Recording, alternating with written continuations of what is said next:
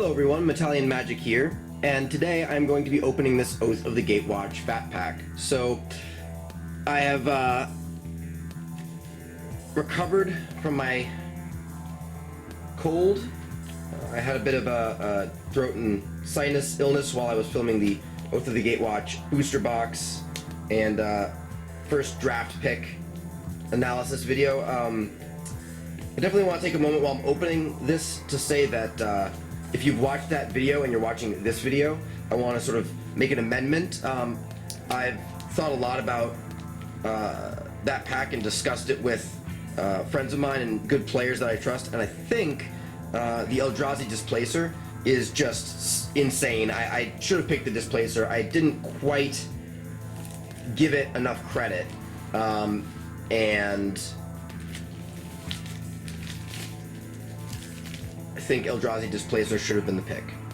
Anyway, not to belabor that, let's open this fat pack. So, I've opened plenty of fat packs before, but just to quickly state again, one of the reasons why I love fat packs is because fat packs come with all of these great extra goodies, including some theft, some anti-theft stuff in cardboard. But no, that's not really what I'm talking about. What I'm talking about is the player's guide. This is probably my favorite item that comes with the fat packs. Set in and set out, as these often have really cool information for both. Here, let me move this back a little bit so you guys can see it better. This has really cool information both about the set from design and mechanics perspective, and also from a story and flavor perspective. And I like that these players' guides cater to all different kinds of players. So in this one, the Gatewatch is detailed: Gideon Jura, Jace Beleren, Nissa Ravane, and Chandra Nalaar. I love Chandra's quote: "If it means that people can live in freedom, yeah, I'll keep watch." Sure, I mean, guess, I'll do it. Get to keep doing my thing. Her attitude's awesome. Kozilek and Ulamog, the titans that are being fought by the Gatewatch. The new colorless mana symbol, so, both, as I said, flavor and mechanics. And some story stuff. Zendikar, A World in Peril. These are some of the crucial story moments in Oath of the Gatewatch that are detailed on cards. This is something that they are going to do now in every set. They have these key story moment or pivotal event cards, and they're pivotal story events that are shown on cards. And then we've got some, as is typical, Planeswalker profiles. Nissa here with the art from her new card, Nissa, Voice of Zendikar, and Chandra with the art from her new card, Chandra Flamecaller. And then the 10 coolest cards. This time it doesn't say written by. Often these 10 coolest cards pages will have the name of the person who wrote. Maybe this was compiled by multiple people this time. These are often a collection of both powerful cards, but often just cards that the designers or developers or both want to point out for specific mechanical reasons, or they might want to highlight a new mechanic with one of these cards, or they might want to highlight a key theme of the set. But a lot of the cards in these 10 coolest cards pages will often just be very powerful. Obviously cards like Chandra Flamecaller, Reality Smasher. In fact, really all of the cards here. Oath of Jace objectively might be the least powerful card here, but I mean, it's not like Oath of Jace is terrible. Obviously, Oath of Jace is like less powerful objectively than something like Chandra Flamecaller or Reality Smasher, but it gets things into your graveyard, and that might matter with Innistrad returning soon, and currently with Delve and being able to flip Jace Vryn's Prodigy. I mean, there are definitely reasons why these things matter, especially once some of the cards that exile creatures rotate. I mean, actually, even at the Khan's Fate Reforged rotation, there are going to be a lot of things in Standard that still exile creatures, but because of the Eldrazi and because of the whole Void thing. Not Devoid, but the Void. And then, of course, there's the card encyclopedia, and this has every card in the set, and I really like this as a way to just sort of evaluate cards, both for limited and constructed, in a nice, complete visual way. And I think they've stopped putting checklists. Yeah, they stopped with Battle for Zendikar, I believe, putting a checklist page in these, but that's okay. So full card rundown. Cool. Of course, the outer sleeve that comes with a fat pack has the art, like this art that's on the outside is contained in larger form on the inside there, and you can unfold this and turn it into a poster. I'm not going to do that on camera now because to unfold it without dinging and damaging the edges requires some time and a fine touch. There's like a sticky adhesive material that keeps it sealed here that I like to remove with a tool. I don't like to just do it with my fingernails because then I end up dinging and scratching up the area along the seal. Those type of processes are, I think, aided by a tool of some kind. So now we have the box, which is great because you can store cards in it, and of course the art from the outer sleeve is on the box as well. And then inside the box you get 9 booster packs, a randomly colored spin down. In this particular one we have received a white spin down. Well, that's interesting. The spin down has the Battle for Zendikar set logo and not the Oath of the Gatewatch set logo. Huh. I wonder if they're only doing spin downs for large sets now. Or I wonder if this was just a mispackaged spin down. I don't know. Those of you who've opened fat packs out there, let me know, did you get a Battle for Zendikar spin down in yours, or did you get a spin down with the Oath of the Gatewatch logo in yours? Anyway, that's interesting. So as I said, here are 5 booster packs, and then here are 4 more with a brick of full art lands. It's important to note that the full art Battle for Zendikar lands are indeed included in the Oath of the Gatewatch fat packs. So if you want more of these beautiful full art lands, they are in these Oath fat packs. Again, not regular, sort of like square mana symbol box lands, but these full art lands are being included in the Oath fat packs, just like they were in the Battle fat packs. Of course, we have these really cool fold-up deck boxes. We've got the main antagonist and the main protagonist of this set, Kozilek and Nissa, on the deck box. The art for these deck boxes. It's important to note, I've said this in past videos, but I'll just mention it quickly again. These deck boxes don't hold sleeved cards. They're not big enough once folded. So they're good for holding like lands that you might want to bring to drafts with you. They're good for holding tokens, if you want to bring a bunch of tokens from the latest sets to limited events, or to your FNM so that you can loan people a zombie token when they need it or whatnot. Unless you sleeve those things up too. I guess if you're drafting with your lands, you might have all your lands pre-sleeved. But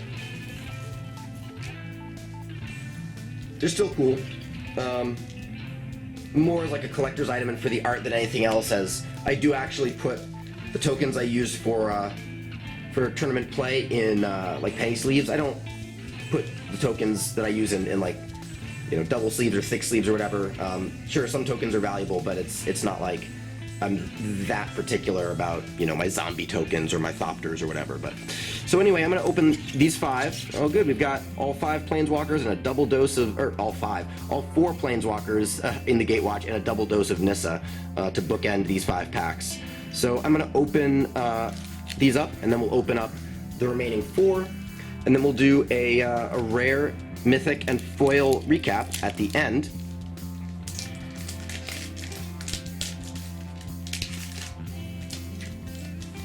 Okay. Our first pack has Abstruse Interference. Never get tired of saying that name. Akum Flameseeker. Dazzling Reflection. Sky Scourer. That's a name I get tired of saying. Saddleback Legak, which is a name that I will say in that manner whether it's correct or not. Kozilek's Shrieker. Sweep Away, Seer's Lantern, Oblivion Strike, Spawnbinder Mage. Our first uncommon is Walker of the Wastes, followed by Immolating Glare and Mind Melter. And we have an Oath of Chandra. So continuing with the Gatewatchy theme here. This is a legendary enchantment. This has that awesome quote on it, if it means that people can live in freedom, yeah, I'll keep watch. That's the flavor text on this card. Cool. Very cool. That is a card that I do own, the Elemental that Chandra Flamecaller makes. I do think that her Oath will see some play in Standard, as even if you don't trigger the Planeswalker clause, even if you're not able to, or very rarely able to, it's still 3 mana, kill a creature, and the fact that it's a permanent means that it has some flexibility with things like, say, Crush of Tentacles. You can bounce it back to your hand in like a Grixis control deck with Planeswalkers and Crush. Bounce your Planeswalkers back, reset their loyalty when you play them out again, you know, kill something with Oath of Chandra. Of course, your opponent will know it's coming at that point since you bounced it back to your hand.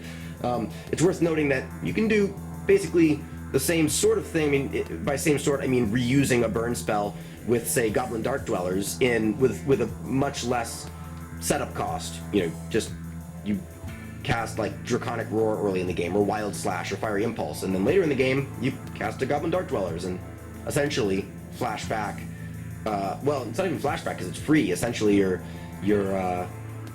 just free casting the spell in the graveyard. So next pack, Slip Through Space, Consuming Sinkhole, Searing Light, Corpse Churn, Canopy Gorger, Crumbling Vestige, Containment Membrane, Hedron Crawler, Tar Snare, Stalking Drone. Our first uncommon is Allied Reinforcements, followed by Thought Harvester, and then Stoneforge Acolyte. We have a mythic. Speaking of Crush of Tentacles, since I just mentioned it, well, that's fortuitous. That combo that I just mentioned is contained in this fat pack in back-to-back packs. So thank you, Gatewatch.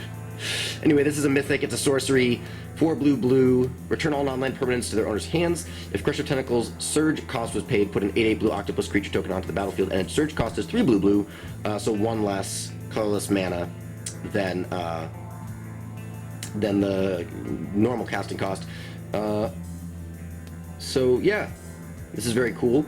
I actually had this played against me in the first Oath draft that I played in, and my opponent, believe it or not, actually bounced their Oath of Chandra back to their hand. They assembled this combo in limited, and they surged this out. I ended up winning the game, but I did block their 8/8 with a 5/5 and a 3/3, so I ended up losing 2 creatures to kill their 8/8. But I slogged through, and I was able to narrowly win that game. We have a Plains and a Plant.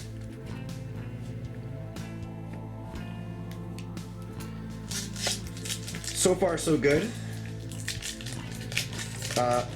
I've seen fat packs with no mythics, so I'm glad that we opened one here. I've opened fat packs with multiple mythics. I've also been privy to fat pack openings with no mythics at all.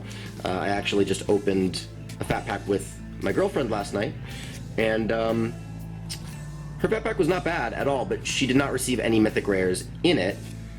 She did receive Wandering Fumarole, Thought-Knot Seer, Bearer of Silence, Oath of Nissa, a Foil Swamp. I mean, there were definitely some good value cards and good competitive cards as well that I just named in that fat pack.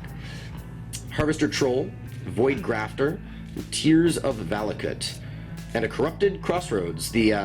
Essentially the well, I've been calling it the Devoid Triland, but ostensibly this could actually be a quadruple land, in that if you're playing a deck with, like, I actually saw a really cool deck that made the top 4 of the Super Sunday Series Championship last weekend. I'm filming this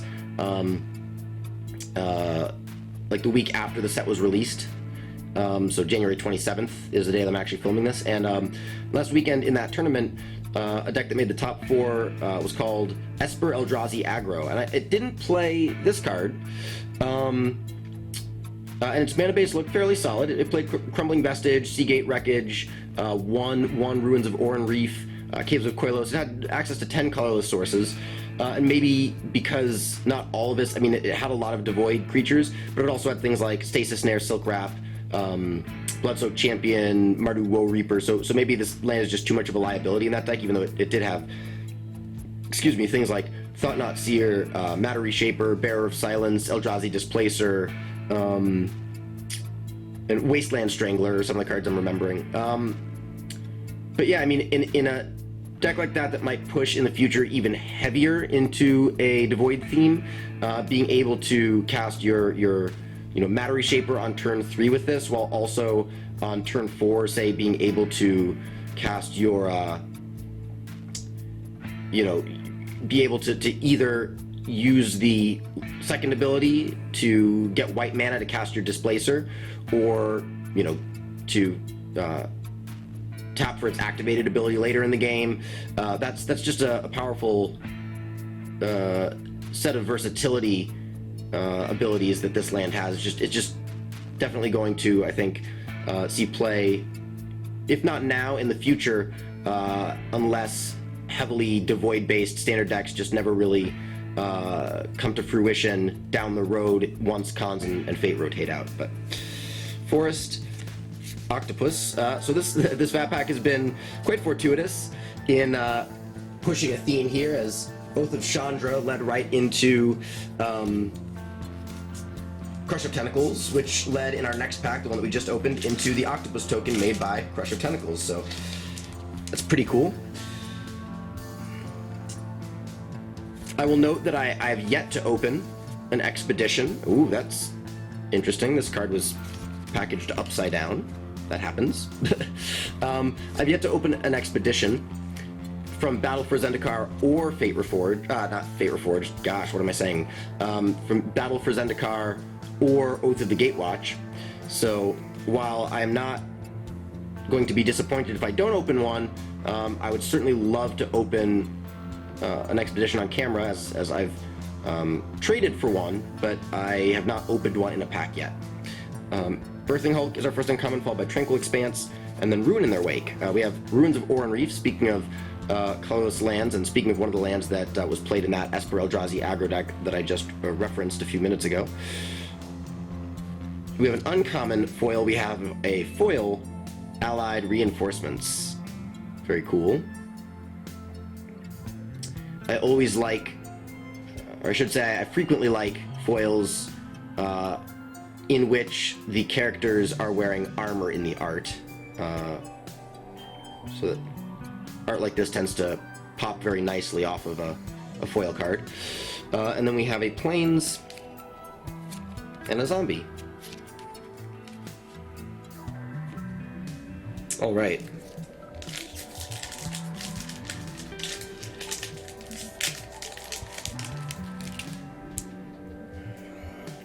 Next pack we have Core Scythemaster, Comparative Analysis, Eldrazi Aggressor, Elemental Uprising, Sky Scourer, Saddleback Legak, Bonesaw, Vampire Envoy, Tajuru Pathwarden, Goblin Freerunner. Our first uncommon is Reaver Drone, followed by Wall of Resurgence, and Flayer Drone.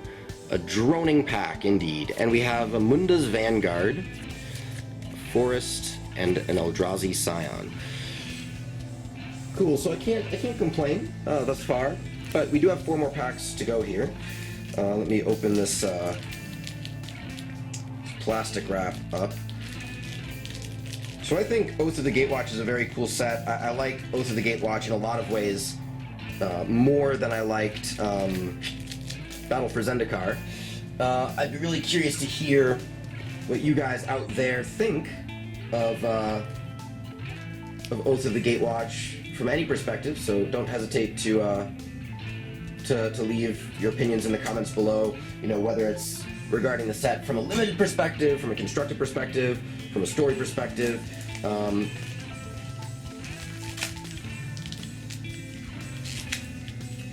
All right, so I'm not going to open it up right now because one of them is kind of damaged to the back. I guess that just happens sometimes. You can see the bottom there, the last land in this basic land pack is kind of dinged. I mean, that being said, I at this point have a lot of these full art basic lands, so I'm not gonna, you know, waste any energy thinking about that, but it's just worth showing you guys on camera since, you know, these things bounce around a bit in transportation, even though they're sealed up. These do move and slide. You can see how they can kind of move and slide in the pack. Well, yeah, actually, they can see that. Okay, cool. So, 80 full art basic lands. All right, and 4 more packs. This time, no Gideon, but a double dose of Chandra and another Nissa. Meaning that for pack art in this fat pack, we got 3 Nissas, 3 Chandras, 2 Jaces, and a Gideon. Not that that really matters in any tangible or meaningful way. But this pack has some Magic the Gathering cards. Cards in every color, although if you count the fact that some of them are devoid, then technically not. Our first uncommon here is Spatial Contortion, followed by Ruin in Their Wake and Jiraga Auxiliary. And then we have a rare, nice, a Needle Spires, the red-white creature land that becomes a 2/1 double strike when you pay 2 red-white. And a Mountain, and a Scion. Okay.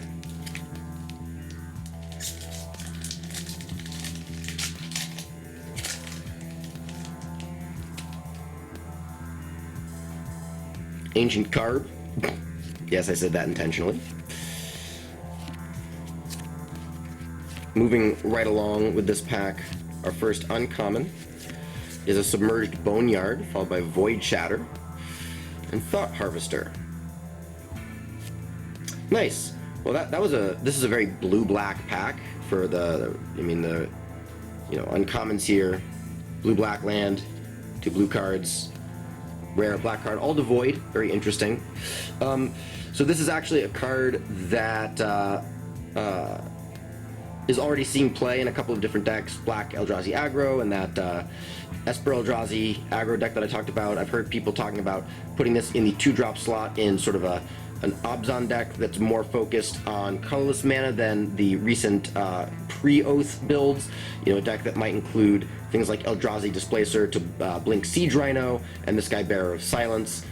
In the sort of first week of standard Obzon aggro deck lists that I've seen, Sylvan Advocate is the new 2-drop of choice, and Sylvan Advocate is great in that deck, being able to make your Shambling Vent into a 4/5, being able to make your Hissing Quagmire into a 4/4, and furthermore being a 4/5 on its own.